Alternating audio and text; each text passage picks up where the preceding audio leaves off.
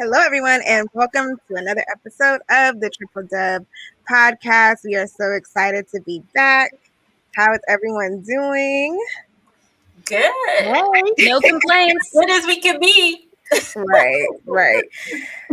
Goodness gracious. Yeah, we'll get into all of that. Yes, we'll get into everything that's going on, of course, as you know, and with the Wizards and what's going on in the NBA. And of course, we will have our Women in Sports Spotlight. But like every show, we start off with our song. And this week, it's been a lot going on. You know, I don't know if you guys watched, but over the weekend, there was the Isley Brothers versus Earth, Wind, and Fire. And that was amazing. So I was like, oh, okay, I could do a song from them. But then during this week, also at my job, we're doing a lot of artist spotlights, and I'm listening to a lot of music like all day. So I'm like, oh, I could do one of these songs. But the song that I chose to do is DMX, Party Up. And of course, as we all know, he is in the hospital. And so, you know, prayers up for him. And that's just a song that also correlates with the Wizards right now, because yeah, y'all gonna make me lose my mind. That's fair. Especially after the last game, like that was wild. So yeah, so that's my song that will be added to our Spotify playlist. Candi, what are you adding to the playlist? So what is funny is I had actually picked the same song. So this is how we know we did not talk about this ahead of time. But with in the same kind of wavelength, I'll stick with DMX and I'll pick the Rough Riders anthem with DMX. So prayers up to DMX. And I'm going to turn it over to Becca. Becca, what is your song for this week? Well, I did not choose DMX, but honestly, listening to you guys, I feel like I should have, because I mean, he has so many hits like those. That takes me back to my high school days when we were like, you know, at the dances, and they always play like the DMX songs. So I'm going to go with Selena Gomez and DJ Snake, Selfish Love, because it's a bop for the summer, and we're getting ready now that the weather's like starting to get nice, and I'm just really looking forward to the sun being out all the time. So, Carita, what is your song of the week? Well, I didn't pick DMX either, but that could have been a theme. But I think he's well represented on the playlist this week. I'm going to go, because it's been a busy week for me, but it's been a productive week. So I'm picking Rihanna's Work. Work. Yeah. It's a vibe. So it's been all good and productive. So I'm going with that. Sounds good. Lots of songs that we are adding, and we already have a lot of great songs on the playlist. You know, I was listening to it a few days ago, and I'm like, okay, it's a good vibe. Like, it's a good vibe. And like Becca mentioned last week, we have little videos that come out every Monday for Music Monday that are just with the songs that we have put together. And I can say so myself, last week's video was very good. I crammed in 8 songs into one video, which was very hard, into 30 seconds, but I was very proud of the video. And so if you haven't seen it yet, take a look, and you know, stay locked into our social media, of course. And sorry, one last thing, ladies, before we get started, I just have to give a shout out to the Sports Awakening on YouTube, because this man, or if it's a group, I'm not sure, but that's my homie. That's my friend. He is just like, he is in our comments, and he is engaged, and we appreciate that. And that's great to like hear the feedback, and just to see that, you know, that you're listening to our opinions and you're valuing them, and, you know, all of that. So thank you to everyone again who listens, who watches. We are available on Spotify podcast now. So just thank you to everybody, and a special shout out to the Sports Awakening. Yeah. And so now, sorry. I just want to add really quick. Mike is always very supportive. And so just so everyone knows, Sports Awakening is his sports outlet. So also be sure to follow him. Yes. He's always supporting. Yes. Thank you. And Candi, we'll pass it over to you. Let's get into what's going on with the Wizards. What is going on with the Wizards? So listen, we, like, the last time we all gathered, right? We were like, it was a little rough starting out after the break. And I just feel like the Wizards haven't recovered. There's so much that has happened since the last time we got together. We had to say goodbye to Troy Brown Jr. and Mo Wagner, so I want to wish them the best. We welcomed Chandler Hutchison and Daniel Gafford, so we want to say what's up to them. Welcome to DC. We've seen Daniel get hurt. We've been through a lot. Hurt. Rui's hurt now. Ish has come back from his injury. It's been a lot of. Robin Lopez is hurt. He's questionable on the injury list for tomorrow's game. Yep. And listen, coming off of that loss last night, wow. I have no idea. We were all in it. The Wizards were all in it. And then we saw what we've called on this show the fourth quarter meltdown happen yet again right before our very eyes. So, ladies, I'm going to go with whomever would like to start first to say, what are your immediate reactions to what happened to the Wizards last night in that Raptors loss? This is how the media room was last night after. Just very quiet. Everybody was just like, wow. I know. I can go. You can go. Anybody. For the record, okay. For the record, as Bree said, I have never heard the media not have that many questions after a game. I think everyone was in a state of shock. But like Candi said, it was like another fourth quarter meltdown. The Raptors came back from 19 down. So the game was heartbreaking in the end. But at the same time, the Wizards just should have never been in that position. And once again, that comes down to the same thing we've been talking about on almost every show. The defense. I mean, the defense isn't there when you let a team come back 19 points. And obviously, the injuries are there too, and we'll talk about that. But for me, it's just more of the same. I mean, what else can you say? Carita basically summed the whole thing up. So I guess we can move on. No, I'm just kidding. Well, I don't want to talk about it. But I think that it's so frustrating to watch as a fan. The 19 points, there is no reason why the Wizards should be losing games like that, especially with Kyle Lowry out. Who else? Half their Fred VanVleet. They were in a similar situation as us. I do believe defense is always an issue, consistency all the way through. They didn't shoot particularly well in the fourth quarter, so I think that costed them as well. But other than that, I mean, there's no reason to lose games when you're up all that 19 points. I mean, it would be one thing if the Raptors slowly crept up on them and, kind of gave them a little bit of a, competition, being close within 10. But it's just like, we've seen this so many times, not just this season, but last season. Like, it's a repetitive issue, no matter who's on the roster. So it is kind of like, when I saw that shot, I wasn't shocked. Like, I started laughing, honestly, because it was like, there we go again. Yeah, and it sucks when you do. It's like, okay, cool, okay, they're about to win, okay, da da da, and then it happens. It's just like I was watching the game on my phone actually while I was running errands, and so I had to bring. I'm like, wait a minute, no, like, are you serious? That. So what you said, Candi, that was my initial reaction. Just I wasn't disbelieved because I thought, okay, cool, finally, okay, they gotta win. We're gonna keep it going. The Raptors have been struggling a little bit, and so to be able to take advantage of that and optimize on that, but yeah. Yeah, and you know what? I don't know, and maybe I blocked it out of my mind. I'm gonna be very honest. Like a few Thursdays ago, something very similar happened. I don't know if they were playing the Knicks, they were playing somebody, and I was actually probably the first time, I don't remember who it was, but it was the first time I felt myself emotionally attached to this loss. I was really upset.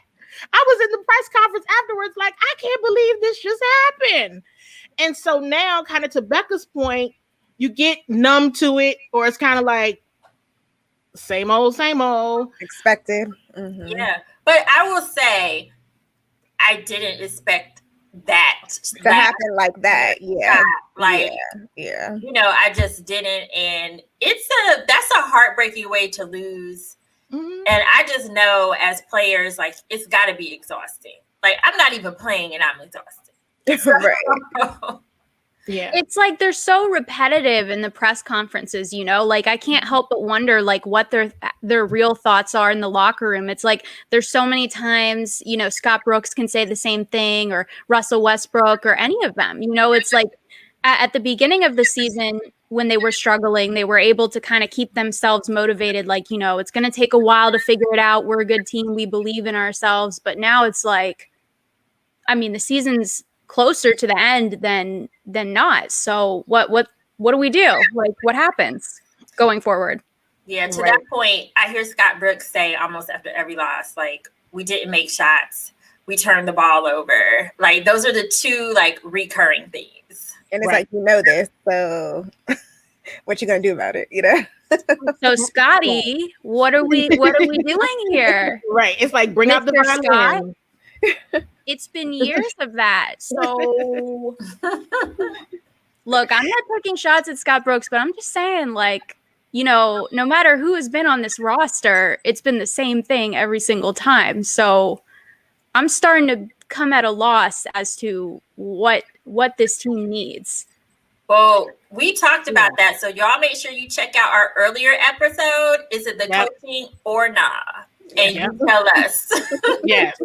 Yes, you are so right, Carita, because we're saying the exact same things that we talked about in that episode. So go and check that one out and type in the comments, is it still the coaching or not? Right. I'm not going to tell you what my vote is for, but anyway. So at the beginning of this segment, we started talking about the injury. Mm-hmm. So Brad has been out. Now Rui is out, as you all mentioned. Robin Lopez now has an injury after he had a pretty good game over the weekend. And so, do you all think that the injuries matter? I mean, we've mentioned that these are some of the same recurring issues, but how much do you all think that the injuries are playing a part in these fourth quarter meltdowns or overall losses? Becca, I'll start with you. Well, to answer that, it's definitely a yes, in a sense that I feel like, you know, not to make excuses, but the Wizards have never really had a fair chance. You know, someone is always injured, and whether it's Beal or Westbrook or, you know, Davis Bertans or who, you know, Neto has his on and off injuries. It's becoming to the point where it's like, okay, like, when are they going to stay healthy and show us what they're made of? But at the same time, like they keep saying, you know, nobody's, like Russell Westbrook said, nobody's going to feel sorry for us. You know, it's always, like Bradley Beal says, next man up. So yes, it does affect them, but, you know, it's not an excuse because other teams suffer with injuries too. But I think it is a little crazy that it keeps, you know, happening. Like the injuries shift to the next person. Maybe we're cursed or something. Yeah. That sounds like what they say about the Washington football team. But we won't bring that up. We won't bring that up. That's too much heartbreak. Carita, what are your thoughts? Well, I'll just say this: when Daniel Gafford got hurt, like after playing one or two games, I was like, back to that curse thing. I'm like, because that is just so bizarre to me. And he was doing so well, so I just really hated to see that injury. Like he was really making an impact on the defense. So moving away from him, I think the injuries amplify the issues because you're obviously missing quite a bit of your starting lineup. But let's just keep it real. All season, in the back of my mind, I was always like, if Brad gets hurt, like, what is this team going to do? And it's worse now that multiple people are hurt. But with Brad out, this team cannot consistently win. I mean, it's hard for them to consistently win even when he was in. But he makes up so much of the point differential on that team that without him, there is no one who necessarily steps up. Russell Westbrook, let me not say that. Russell Westbrook, he does step up. But at the end of the day, you can't expect him to carry the team every day, you know, or every game. So I just think that the injuries definitely amplify the issues, but this team needs to find that next man up when Brad is not in the game. And I still feel like it's a mystery. It's still by committee. Absolutely. Absolutely. Yeah. Bree, what are your thoughts? Yeah, I mean, I agree with everything that you guys are saying, but my perspective is kind of like, yes, the star players are out, or Brad is out, but every player on the team is a professional basketball player. Like, Absolutely. you are you're in this league, so I know that people are ranked differently and people have different skill sets and all of that, but it's still, you're paid to play and to win these games. And so I hate when people say like they didn't have anything, like they just had the leftovers to play or something like that. And it's like, not saying that you guys are saying that, but I'm like, other like media people, they didn't have anybody on the team like who was even out there. I mean, they're all professional players, so whether it's Brad playing or whether it's the fifth, the last person on the bench playing, it's like, you got to come out and win. You got to try to win. You got to, got to play. So who knows how many more injuries they're going to have. This doesn't, when they come back, somebody else could get injured. As we saw at the beginning of the season, Russ was kind of in and out too. So hopefully he's fully recovered. But what would happen, like to Carita's point, if Brad and Russ are out, Tragedy. How scary. Yeah, that is awful. But you know what? To your point, Bree, I have seen some of that and heard some of that as well about the roster overall, and where folks may say, well, the roster itself isn't that good outside of Brad and Russ and maybe Rui. And it's like, I agree with you. They're in the NBA. Yeah. They're on the roster. So let's rise to the occasion. This could absolutely be your moment to prove yourself. Every moment is an opportunity. So they should be playing as such. They shouldn't just give up or give way because a star player is down. Yeah. And I'm not convinced that they're not actually the players that are stepping in. I'm not convinced that they're actually not that good. I think this kind of goes back to our point that we were talking about. Like, no matter who's on the roster, we've seen some of the same themes. So I'm not convinced that they're not that good. Maybe they're just not coached up the way they should be. Maybe they're underutilized. Is it the coaching or not? Part two. We're back to that question.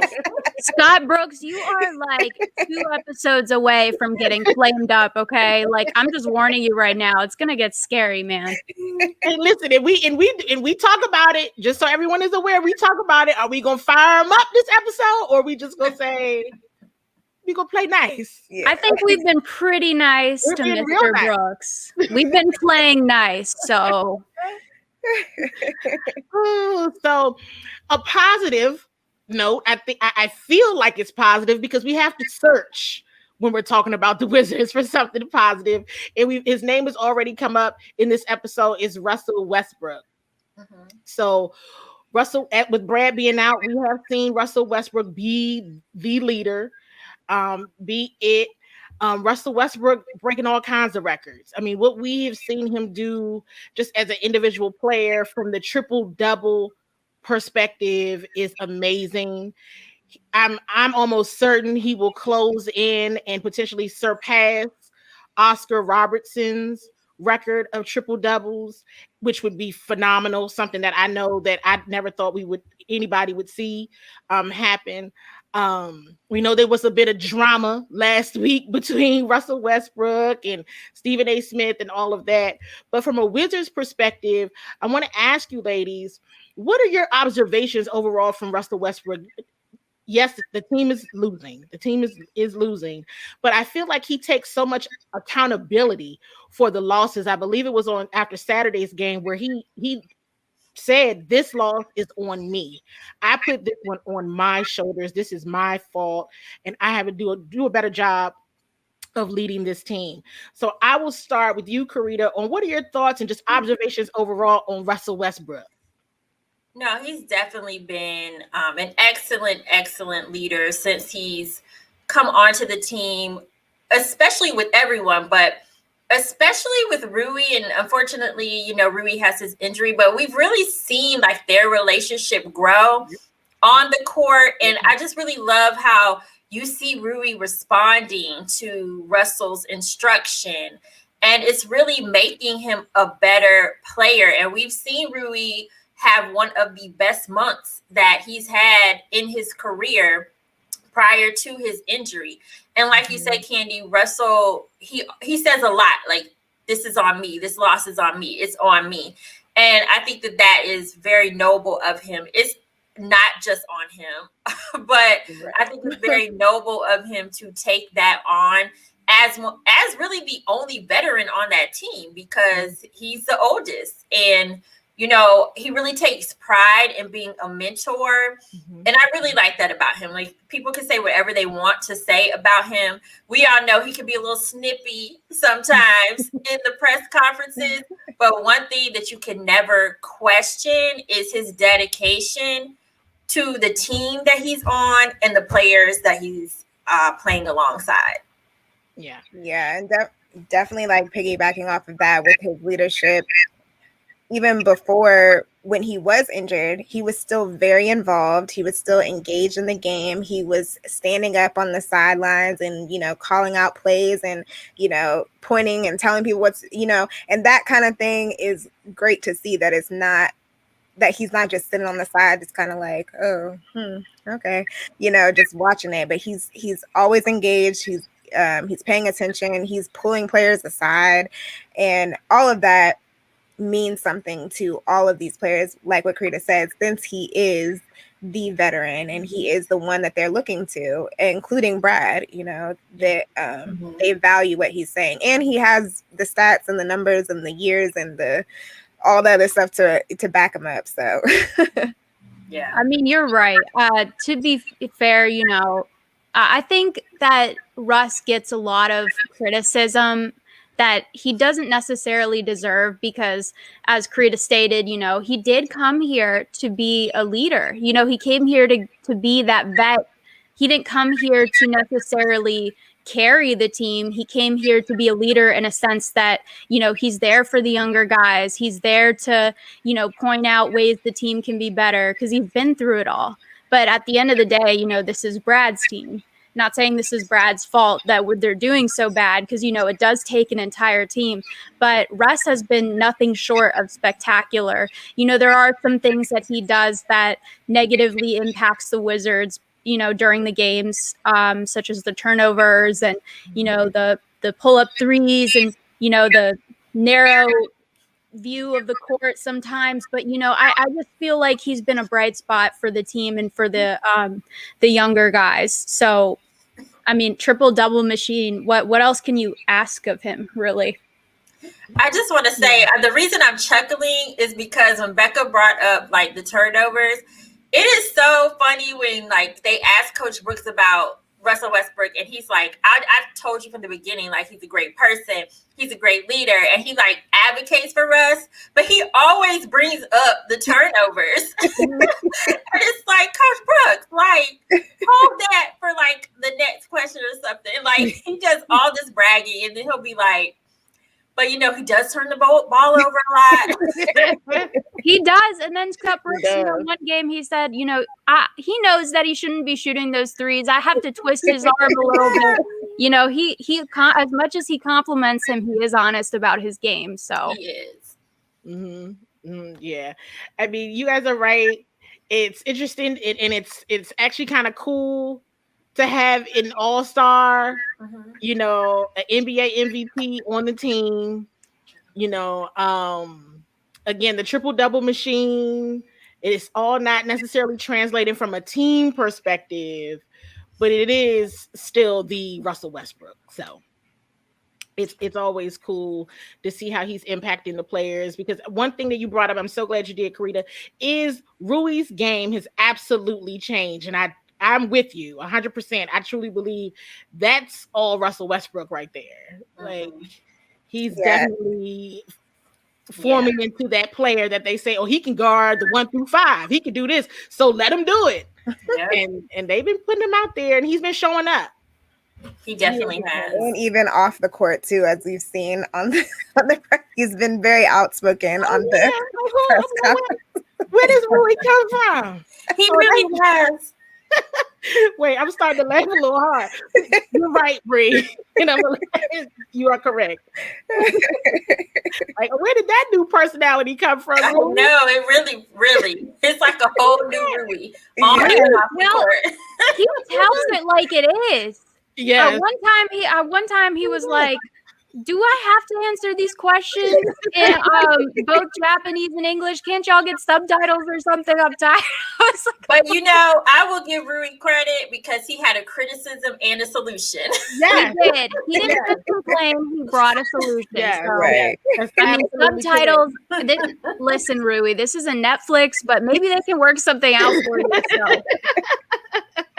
Got a point. Oh, that is so funny. So listen, we got about a month or so left in the season, and we're going to be the moment of transparency. We were all talking before we started recording, and we were like, dang, remember the first episode? We had all these high hopes. Oh, the Wizards going to the playoffs. They're going to be a 5th seed. They're going to do this. Now look at us. They have the talent. They do. They do. They do. But we don't. I mean, we can't. This is the biggest mystery of all season. Like the biggest WTF. Like they're talented enough, but we don't know. We can't pinpoint what's going on. So I don't know what happened. That's why we're starting to inch towards you, Scott. Right. So it's like, what now? What now, ladies? Like, what are we hoping that they make a push for the playoffs, or have we already just accepted defeat and be like, all right, nobody else get hurt, and let's just coast this thing out? I'm going to start with Bree. Oh, that's a tricky question. Your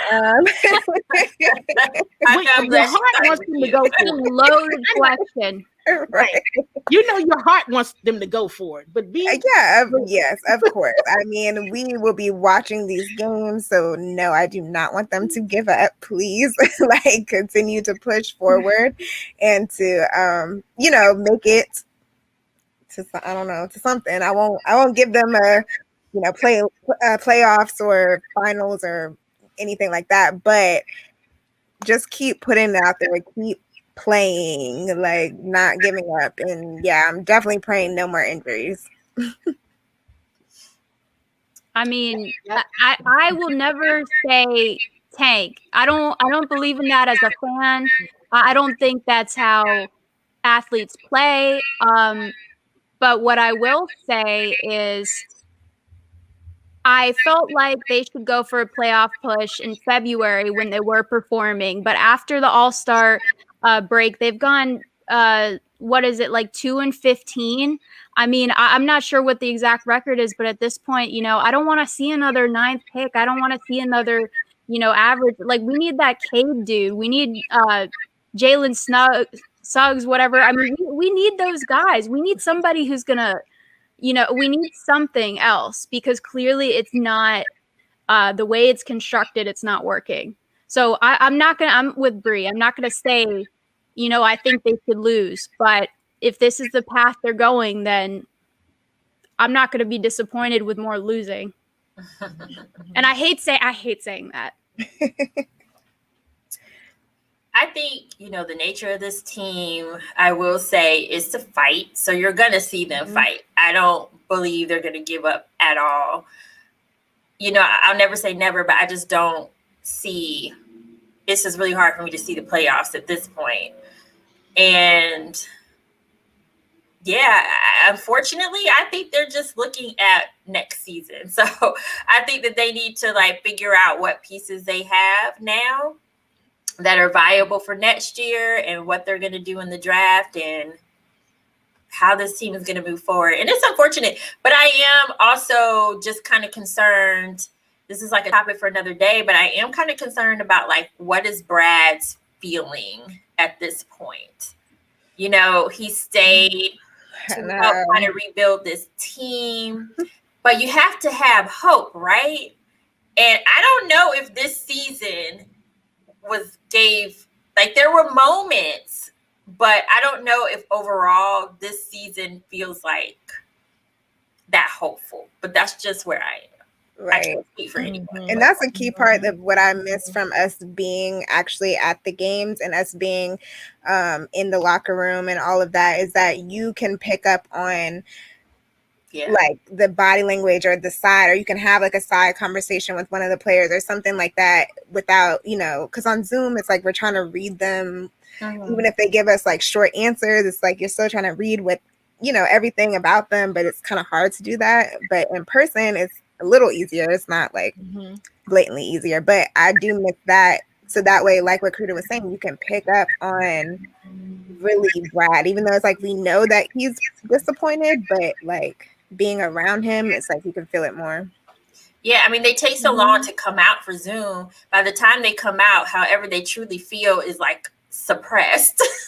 Right. Because they take almost an hour sometimes. So like by that time, we don't know how they really felt. But to your point, Bree, right after the game, we pretty much went into the locker room. So that rawness was still there. Right. So we definitely have the message. It sounds like around all four of us is to keep fighting. Keep fighting. There were no tanking allowed. Stay professional. Keep fighting. And just a message to the Wizards fans. Hang in there. Hang in there. The Wizards fans, you're starting to unravel on us. And I get it. I understand. We all understand. We all understand. We get it because it's rough. But hang in there to the end. Yeah. And we'll see what happens. And with that, I think it's time for what's going on in the NBA with Carita. And there is a lot going on in the NBA. A lot going on in the NBA. So let's start with the most recent issue that has come up. I think we all probably saw Paul Pierce. We didn't see it live, but we saw it after the fact. This is his IG live. And he was going off with alcohol, smoking weed, exotic dancers, which, hey, to each their own, right? But when you bring it out to the forefront for everyone to see, and you work at ESPN, there's a problem there. Or if you work anywhere, honestly, let's not just say ESPN, but if you work anywhere. So subsequently, after the video actually surfaced, ESPN, they let Paul Pierce go. And here's what Paul Pierce posted immediately after. Yo, just want to thank all my supporters. Want to thank my haters and everything. Look, but check it out. Bigger and better things coming, baby. Don't worry about it. You fall twice, you get up 3 times. Just always remember to smile, baby.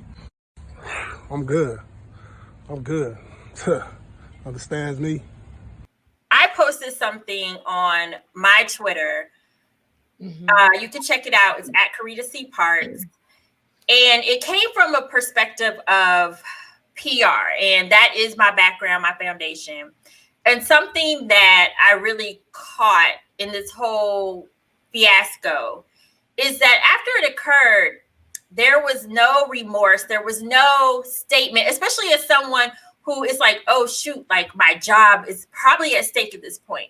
So you go into this mode of trying to salvage your image. Usually he didn't do that. There was no statement saying, I'm sorry for my actions or, anything like showing that he felt remorse, because he does have a wife and kids, which I have to keep reminding people, like you're now embarrassing them too in public.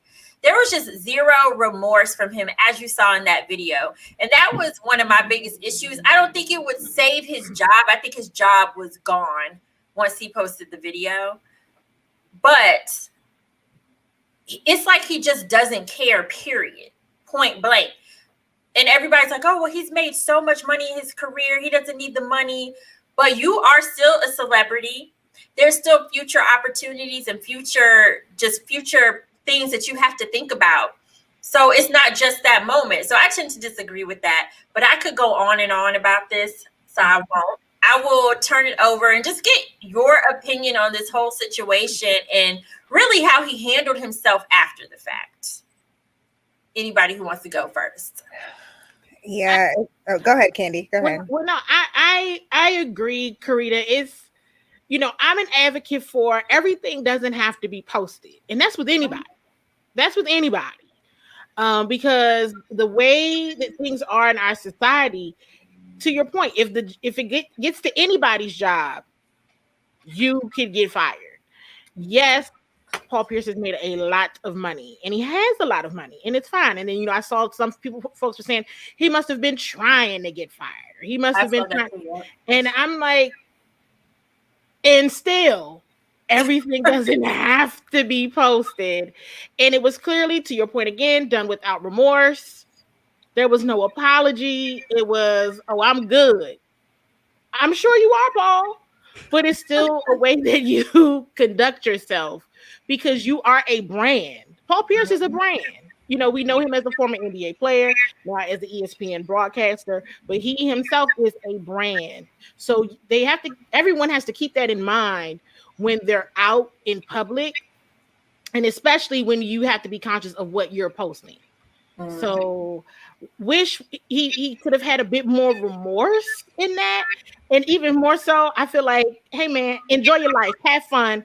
Everybody doesn't have to see it. You don't have to post it. Right. And that's what I was gonna say too. Like, because I saw a lot of comments saying like he was at his own home, he was with his friends, he wasn't at work when he was doing this.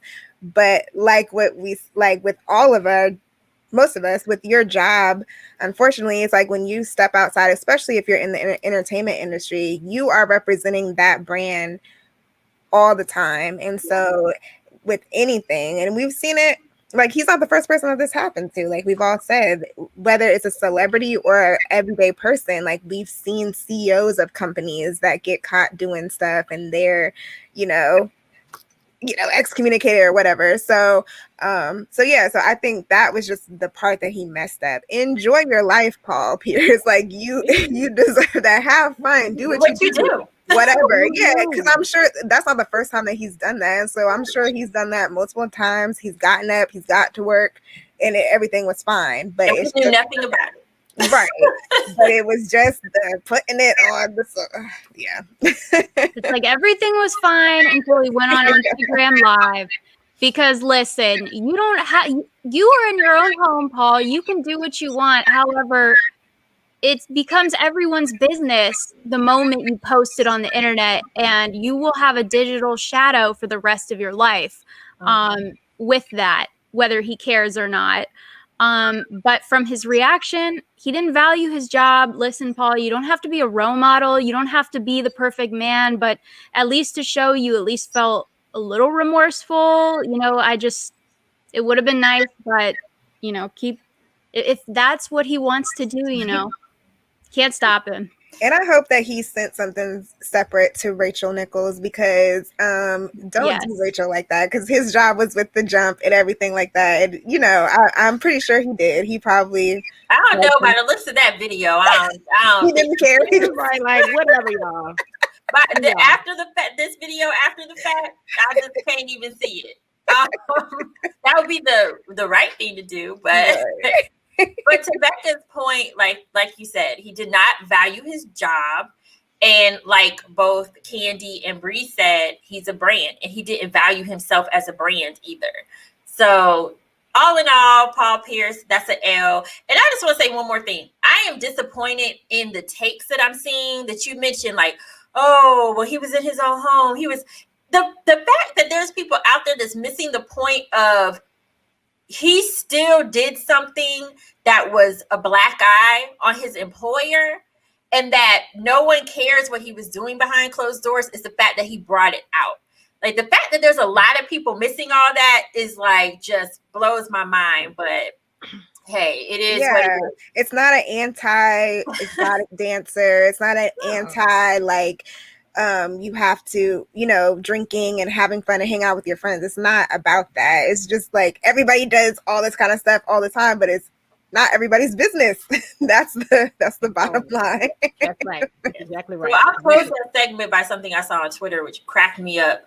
They said Paul Pierce really risked it all for 315 viewers. That's all he had on that live. So it's crazy how fast it travels. You know, it only takes one viewer for a celebrity to be, you know, for their lives to change in 1 second. So, yeah, I mean, a screenshot. I don't know how much clout that was worth, Paul. That's all I gotta say. 300 viewers? I don't know. I don't know exactly. So, as you said, Becca, the other day, tragic. Tragic. So anyway, Kevin Durant, I want to move on to him just really, really quick. He got into an exchange with Michael Rappaport, a comedian, who made a comment about him and the way that he was conducting himself in an interview because he gave like a one-word answer to Charles Barkley. In this exchange, Kevin Durant DM'd Michael Rappaport. They went back and forth. Kevin Durant said some, some explicit words, and he got fined $50,000. Question, ladies, who is in the wrong here? I'm gonna go back and stay off the internet. That's all I got. I know, that seems to be the thing, right? Listen, they both played a part, but I think, you know, that guy really poked at KD, and I think KD came to him and he was like, yo, like, what happened? And then it just escalated into something. I don't understand why these DMs are even public. Why do we know about this right now? Like because Michael Rappaport screenshot it and he posted it. He posted it publicly. Yeah. And that guy, Michael, he's got into some beef with a Barstool guy. You know, this isn't his first time having some sort of like attack on someone. I think he gets to this point where he rips people and publicly, and then when they poke back, he gets his lawyers, and it's like, no, like, you started this, so you don't poke someone and expect them not to slap you back. Suddenly he becomes a victim. Yeah, suddenly he becomes a victim. You know, the whole double standard thing, I think both were at fault and they played their part in that little DM session or whatever, but I think Michael takes it to another level that it doesn't need to go. Mm-hmm. Yeah, and just like what you guys said, I mean, this is another example of not everything needs to be made public. Clearly, if this was an exchange in the comments section or something where it's already public, but it was a DM that is which means a direct message is supposed to be private, and so there should be a feature like what you were saying, Becca, that if you take a screenshot that it like, have you guys ever tried like to screenshot something like on Netflix or something like that and then it blacks out the screen? I don't think so, but I think like I don't know if it used to be Snapchat or something, one of those things. Yes. If you took a screenshot, it's like you knew someone took a screenshot. Oh yeah, you get notified. Yes. Mm-hmm. Yeah, they need to do something like that too, because so this, I mean, if you're breaking it down to the message of why he got fined is for what the words that Kevin Durant said. So even if, either way, if, like whatever he said in the message wasn't nice. And, I think all of us have been around guys who talk that way. And even though they're speaking these words, they might not mean it in that like direct way, but if someone's reading it, they can misunderstand and all of that. So, that aside, it still should not have been shared. Like that was a conversation between them two. They should have, and also Kevin Durant, you should have picked up the phone or something, or stop. They don't know each other. Typing. Well, stop. I would say stop typing. Just stop. Because also there's a feature on Instagram that you can call people through Instagram. Do that or something. But stop typing, like, because that was just pure evidence right there. But I don't know. People seem to call Kevin Durant the cupcake, but I think Michael was the cupcake in this situation. So I didn't like that he wrote too, like in his caption on Twitter, he was like, he mentioned my wife and threatened to fight me. And so when I read that, I was thinking that, wait, Kevin Durant like threatened his wife as well? And I'm like, but then I read it and that's not really what it was. He was basically saying like, your wife is probably embarrassed of you. Which, I mean, I don't know. This is like a sensitive subject because I don't know. People take things seriously and don't take other things seriously. So it just depends on, the person. But yeah, Michael, you didn't have to do that. You could have given him your number or something. And he could have called you. I don't know. I just think, yeah, that was just a mess. Or just apologize. Like, I don't understand what's wrong with these people. Like, just move on. Like, why does it have to be escalated to all this? Like, I don't know. I just feel like we don't have enough insight to understand why this is public, why this escalated, and we will never know. But like, I just think at the end of the day, Kevin Durant should have thought twice about DMing, because people can do what Michael Rapaport did. But on the other end, Michael Rapaport needs to realize that these athletes or celebrities that he's poking, they are people too. And so they may feel and they have feelings. Yeah. So, but either way, both parties were in the wrong. And I think it just comes back down. We're going to end this segment like this, just like Candi said. Just stay off the internet, people. Right. Stay off the internet. Just go read a book or meditate or, drink some water. Go for a walk. Just take a break. Yeah, just take a break. Let's do anything else. Why are you DMing these weirdos? Like what does that do? Like Kevin Durant, like, you don't need to be messing with this weirdo comedian. That's all I gotta say. You are a top basketball player. Ignore him. Hit him with a block. He can't say anything after you block him. You know how many people I've blocked on Twitter? Like, that's another story. But yeah. So utilize the other options for both sides, because Michael Rapaport could have blocked Kevin Durant as well. So, and then it would have been over. So both sides, there's a lot of different options out there. So let's all use them. And Paul Pierce, next time, just record the video on your phone and send it in your group text or something. You know how to put on Instagram Live. There you go. So we will now just move on to something more positive, which is our Women in Sports Spotlight. And I'm going to give it over to Becca to let us know who she has chosen this week. Well, let's end. We've had a heavy conversation, ladies, from the Wizards, from Paul Pierce to Michael and KD. But let's talk about someone who is a positive in this world. That is Maryland's women's basketball coach, Brenda Frese. She was named Women's Basketball Coach of the Year for the second time in her career. This year, she led the Lady Terps to a 26-3 record, and they made it to the Sweet 16 of the NCAA tournament. I am biased because I am a Terp, so I am excited that she won this award. And they announced it to her, she actually they had her parents announce it to her. So let's take a look at her reaction. I think we need you up there for a second. Don't do this. Hey! Hello, Brenda. This is your father and mother, because you always are calling us. I suppose you're in your room all alone. Well, now I'm down with the team. Oh, you are? Oh, okay. I didn't know that for sure. Well, we never did really get to congratulate you on your Big Ten Coach of the Year and ESPN Coach. And me and your mother want to really congratulate and maybe the first one for the National Coach of the Year you are.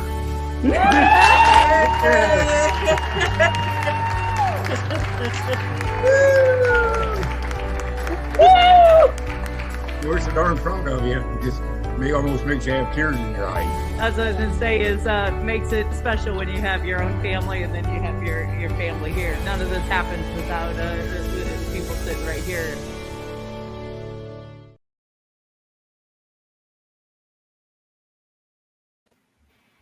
So shout out to Coach Frese. She is an amazing basketball coach. She's local, and to receive this nod, it's a huge honor.